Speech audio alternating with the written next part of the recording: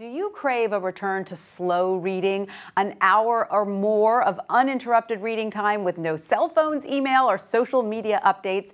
If that sounds heavenly to you, as it does to me, you may be ready to join the growing movement renewing the practice of focused reading of longer text.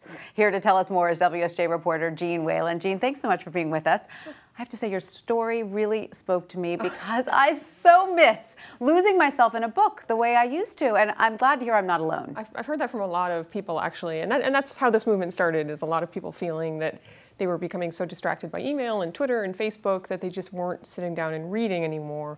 Or even when they were itching to check the phone or the computer. It's almost like missing an old friend in some ways. You know, you have the sense of nostalgia about it. So tell us about these silence parties that are popping up. So there are silent reading parties, and those have started in Seattle and Brooklyn, where people will come and they come to a bar, 20 to 30 people. Sometimes there's a little ambient music played, a harp player or a cellist, and they get a drink and they sit down and they read for an hour or two, just in silence. So the point of this party is not to socialize. It's just to go in a corner and quietly allow yourself the luxury of that hour to read. Right, and sometimes they may socialize at the end of it. Right.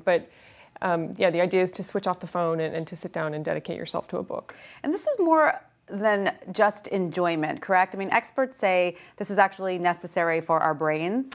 Yeah, so there is quite a bit of research showing that it helps your ability to deeply comprehend and analyze information, that reading helps your ability to do those things, and that we are losing somewhat our ability to analyze and to really comprehend complex information because of technology distracting us constantly. I love one expert quoted in your article saying that slow reading is necessary to save the species. Yeah.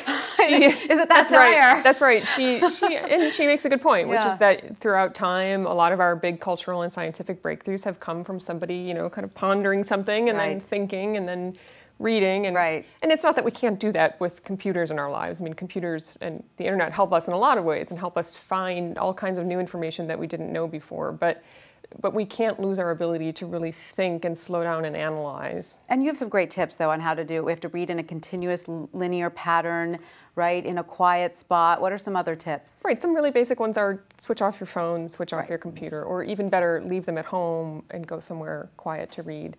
30 to 40 minutes at a time? Yeah, at least. I mean, you know, ideally more, but several people I spoke to thought that 30 minutes was kind of the minimum you need to slow down and breathe easily and actually, you know, absorb yourself into a book. And if you have to schedule it in like your gym time, do it, right? Right, that's another tip, exactly. I'm on it. Jeanne, thank you so much for that. You're welcome.